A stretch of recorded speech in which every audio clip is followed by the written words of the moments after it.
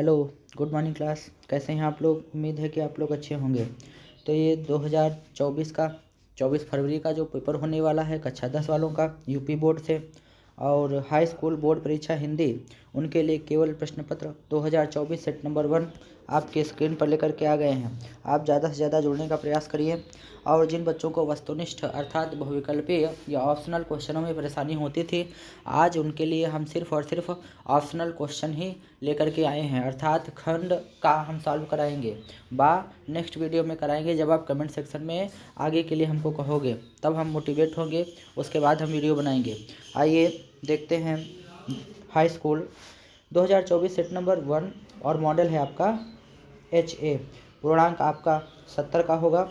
30 अंक आपको विद्यालय से मिलते हैं। तो आइए देर न करते हुए हम सॉल्व करने का प्रयास करते हैं आपके साथ में। जुड़ जाइए ज़्यादा से ज़्यादा। देखिए, बहुविकल्पीय प्रश्न लिखा हुआ है आपके लिए। OMR सीट आपको मिलेगी। आपको 4 ऑप्शन देगा, उसी में आपको फिल करना होगा। तो आइए देर न करते हुए क्वेश्चन हम पढ़ते हैं और सॉल्व करते हैं। अगर आपको आते हैं तो कमेंट सेक्शन में आप कमेंट करके बताइएगा कि आपने 20 प्रश्नों में कितने सही आंसर किए हैं। आपकी तैयारी हमारे साथ चलती रहेगी। तो समय बहुत कम बचा है, 1 महीने का समय बचा हुआ है। उसके बाद आपको परीक्षा देने जाना है। तो देखिए, क्वेश्चन कह रहा है, क्वेश्चन नंबर 1, शुक्ल युग के लेखक नहीं हैं जयशंकर प्रसाद, प्रेमचंद, भारतेंदु हरिश्चंद्र, रामचंद्र शुक्ल। तो कह रहा है लेखक नहीं हैं, तो राइट आंसर आपका हो जाएगा जयशंकर प्रसाद, क्योंकि ये छायावाद के हैं। किसके हैं?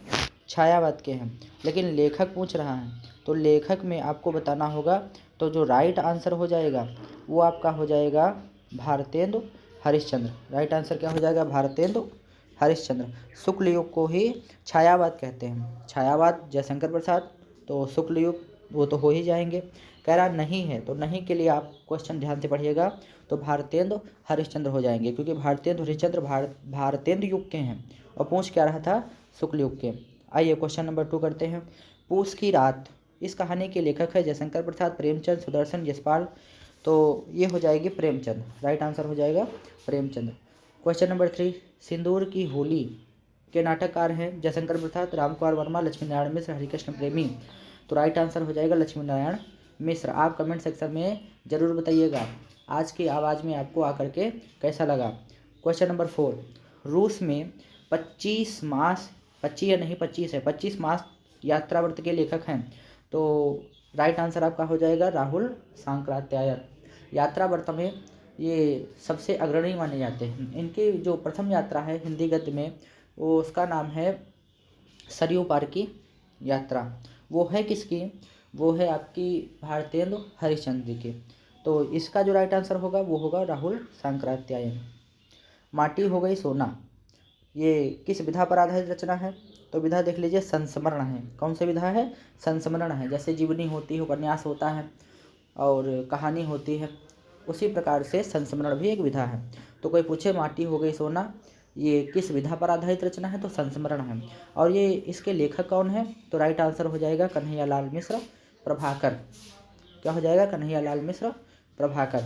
और उसके बाद आप याद कैसे करोगे? आप ऐसे याद करिएगा जैसे कन्हैया, कन्हैया मतलब कृष्ण। कन्हैया ने बचपन में मिट्टी खाई थी, तो मिट्टी से बन जाएगा माटी। ठीक है।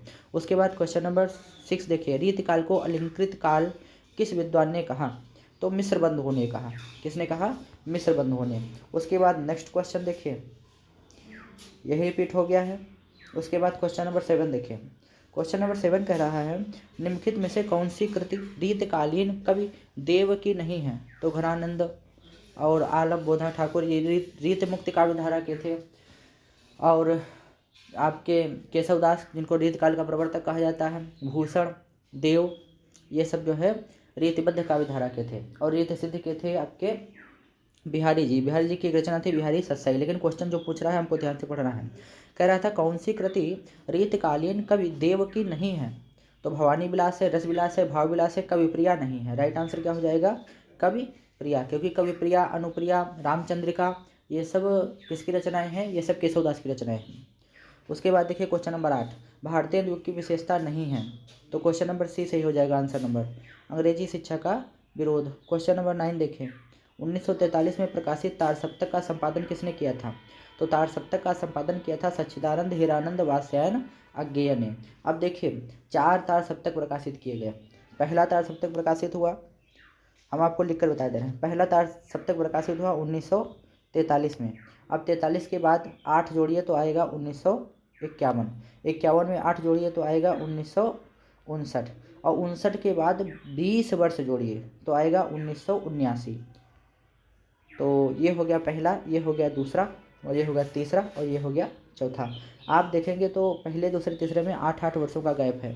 8 जोड़ दीजिएगा और आपका निकल के आ जाएगा। उसके बाद चौथे में 20 वर्ष का है।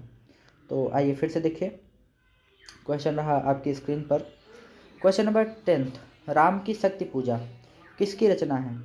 राम की शक्ति पूजा किसकी रचना है? ये आपको कमेंट सेक्शन में कमेंट करके बताना है। राइट आंसर हो जाएगा आपका सूर्यकांत त्रिपाठी निराला। फिर क्वेश्चन नंबर 11 कह रहा है, हाथी जैसी देह है गेंडे जैसी खाल, तरबूजे सी खोपड़ी खरबूजे से गाल। वाह, कितना बढ़िया कहा, फिर से पढ़िए। हाथी जैसी देह है गेंडे जैसी खाल, और तरबूजे से खोपड़ी खरबूजे से गाल। उपर्युक्त पंक्तियों में कौन सा रस है? तो वीर रस है, करुण रस है, श्रृंगार रस है, हास्य रस है। तो ये हास्य रस है, क्योंकि तरबूजे सी खोपड़ी पढ़ करके हंसी का भाव उत्पन्न हो रहा है।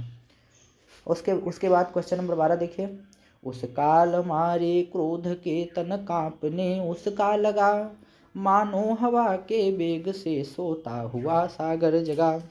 तो इसमें कौन सा अलंकार है आपको बताना है। उपमा है, रूपक है, उत्प्रेक्षा है, श्लेष है।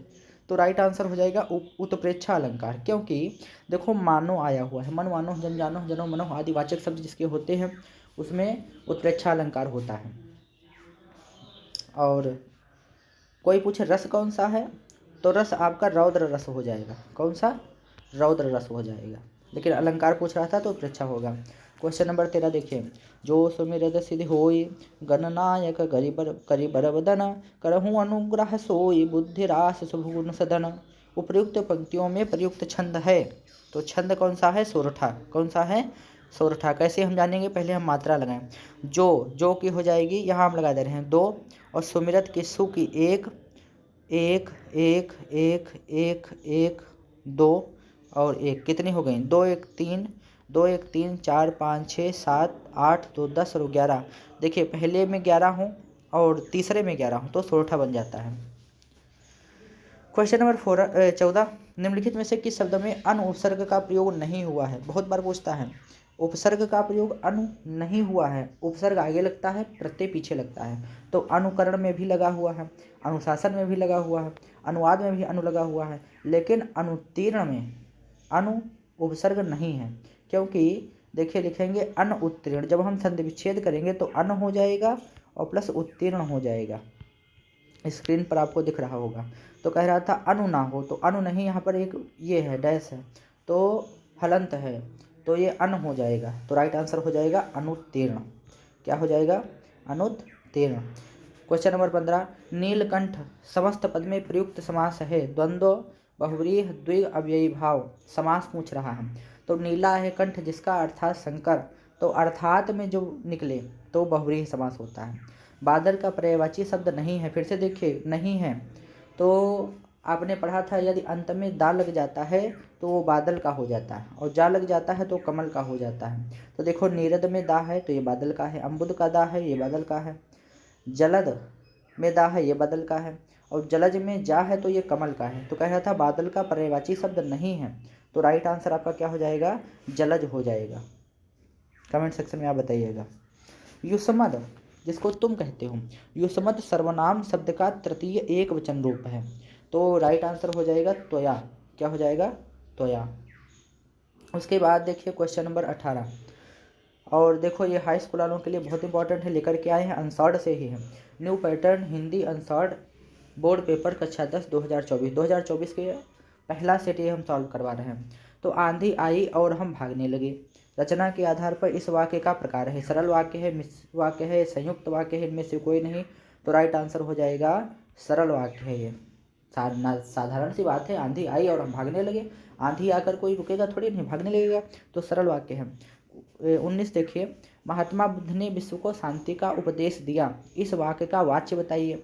तो वाच्य होते हैं 3, कर्मवाच्य, कर्तवाच्य, भाववाच्य। कर्मवाच्य में कर्म की प्रधानता होती है, कर्तवाच्य में कर्ता की प्रधानता होती है और भाववाच्य में भाव की प्रधानता होगी। तो राइट आंसर हो जाएगा कर्तवाच्य। क्वेश्चन नंबर 20 देखिए, वह अचानक चला गया। वाक्य में प्रयुक्त अचानक पद का व्याकरणिक परिचय है। तो अचानक का वह नहीं बताना है, सर्वनाम मत लगाइएगा, गलती से भी कह रहा है वह अचानक चला गया। देखो, वह अचानक चला गया। वाक्य में अचानक पद का व्याकरणिक परिचय आपको बताना है, वह का नहीं बताना है, अचानक का बताना है। संज्ञा है, सर्वनाम है, क्रिया विशेषण है, क्रिया है। तो अचानक चला गया तो ये क्रिया विशेषण है। कौन सी है? क्रिया विशेषण। ऑप्शन नंबर सी सही हो जाएगा। उसके बाद क्वेश्चन नंबर 21, खंड बा वर्णनात्मक प्रश्न। जब आप हमको कमेंट करोगे तब हम आपके लिए खंड बा लेकर के आएंगे, लेकिन आपको हम बताए दे रहे हैं। कह रहा है किसी एक गद्यांश पर आधारित सभी प्रश्नों के उत्तर दीजिए। कुसंग का ज्वर सबसे भयानक होता है, यह केवल नीति और सद्वृत्ति का ही नाश नहीं करता बल्कि बुद्धि का भी क्षय कर देता है। क्षय मतलब होता है ह्रास, कमी। तो ये किससे लिया गया है? तो ये लिया गया है मित्रता से। और लेखक कौन है? रामचंद्र शुक्ल। फिर देखिए, उसके बाद देख लीजिए, इसी पेज में है तो देख लीजिए। अथवा में ईर्ष्या की बड़ी बेटी का नाम निंदा है। जो व्यक्ति ईर्ष्यालु होता है वही व्यक्ति बुरे किस्म का निंदक भी होता है, अर्थात निंदा करने वाला भी होता है। तो ये ईर्ष्या तू न गई मेरे मन से। और लेखक कौन है? रामधारी सिंह दिनकर। कौन है? रामधारी सिंह दिनकर। आइए नेक्स्ट देखें। निम्नलिखित में से किसी एक पद्यांश पर आधारित सभी प्रश्नों के उत्तर दीजिए। उद्धव जाहु तुम्हें हम जाने, उद्धव से गोपिकाएं कहती हैं। श्याम तुम्हें यहाँ कौन पठैयो, तुम ही बीच भुलाने। ब्रज नारिन संजोग कहत हूँ, बात कहत न ल जाने। बड़े लोग न विवेक तुम्हारे, ऐसे भय अयाने। हम सो कही लई हम सही कहे, जिय गुण ले हूँ सयाने। कहाँ अबला कहाँ दशा दिगंबर, मस्ट करो पहचाने।